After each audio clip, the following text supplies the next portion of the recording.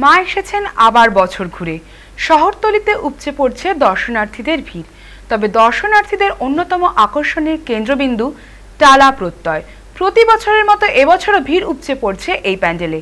মূলত সাবেকিতে নয়, থিমে গুরুত্ব দিয়ে থাকে টালা প্রত্যয়। পুজোটি এবার শতবর্ষে অর্থাৎ 100তম বর্ষে পা দিয়েছে।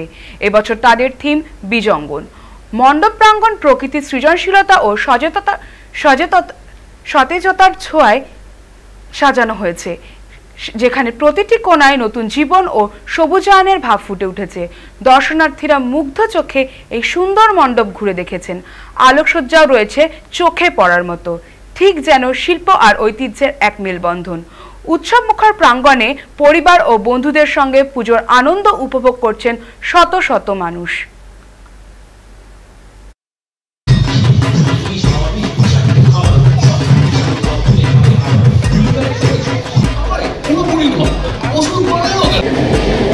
এবছরে 100 বছরের শুভ পদার্পণ করেছে টালা।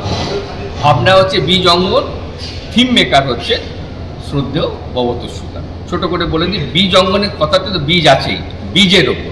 বীজটা কি হচ্ছে, আগে যে পরিমাণ বীজ ছিল এখন বীজের সংখ্যা কমে গেছে, কিন্তু প্রোডাকশন বেড়ে গেছে। কারণ বলি একটা শ্রেণী আছে যারা বেশি লাভ করতে চাইছে, প্লাস জনসংখ্যার চাপ। এই যে প্রোডাকশনটা বাড়াতে হয়েছে ধানের, এতে কি হয়েছে, জৈব সার দিতে হয়েছে, কীটনাশক দিতে হয়েছে। ঘুরপথে কি হচ্ছে, মানব শরীরে বিষ ঢুকে গেছে। এইটাই আটকাতে দেখুন, একটা হোর্ডিং দেওয়া আছে যে মানুষ একমাত্র জিনিস যে খাবারের মধ্যে বিষ মেশায়, মানে প্রাকৃতিক জিনিসটাকে অপ্রাকৃতিক করে গেছে, আর্টিফিশিয়াল করে।